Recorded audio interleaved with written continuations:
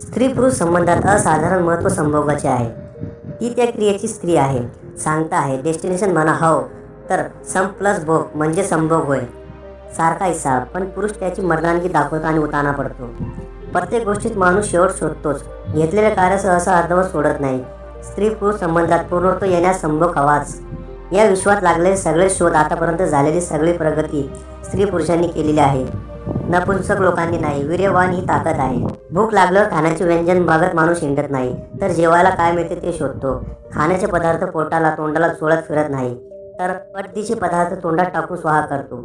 संभोगातून समाधी लागते असे एक तथाकथित आचार्य म्हणतात, पण संभोगातून समाधी भंग पावते आणि सर्वच पाणी पाणी होऊन जात. संभोग हा प्रकार जर नसता तर या जगात आल्यावर काय करायचा हा प्रॉब्लेम झाला असता. नुसतं काम आणि काम करत समाधान प्राप्त कशाला करायचे. निसर्ग नियमानुसार अत्यावश्यक बाब ही संभोग सुख आहे. सर्व सुखात संभोगाचे सुख श्रेष्ठ आहे, त्याची तुलना कशाशी होणार नाही. प्राणी मात्र देखील संभोगाला सर्वोच्च महत्त्व प्राप्त आहे. माणूस बुद्धिवान असल्यामुळे या गोष्टीत जरा सावधपूर्वक बोलतो, पण करतो मात्र हमखास.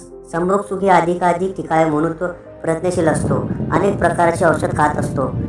सर्वसाधारण क्रिया असलेली ही पद्धत जो 84 प्रकारात मोडून त्याची मजा घेत असतो. संभोगापूर्वी तो परनाया धारण करतो, सर्व कपडे त्यागून निर्वस्त्र होतो, तरच त्या साधनेत तो अच्युत परमानंद पावतो असे त्याला वाटत असते.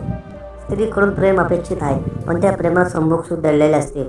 निव्वळ प्रेम त्याला नको असते. त्याच्या डोळ्यासमोर संभोगातून आनंद द्विगुणित व्हावा हीच त्याची अपेक्षा असते. लग्न केल्यावर संभोगातून सुख समाधान प्राप्त होईल म्हणून प्रत्येक देशात त्यावर कायदे नियम केले आहेत. ते पाळले नाही तर दंड सजा भोगावी लागते. तरीसुद्धा लग्ना अगोदर बहुतेक लोक संभोगातून आनंद घेतात. भूक कासावीस करते, त्याला काय करायचं. साधारण 12 वर्षापासून ते मरेपर्यंतच्या कालावधीत माणूस संभोगातून सुख घेण्यात घालवतो.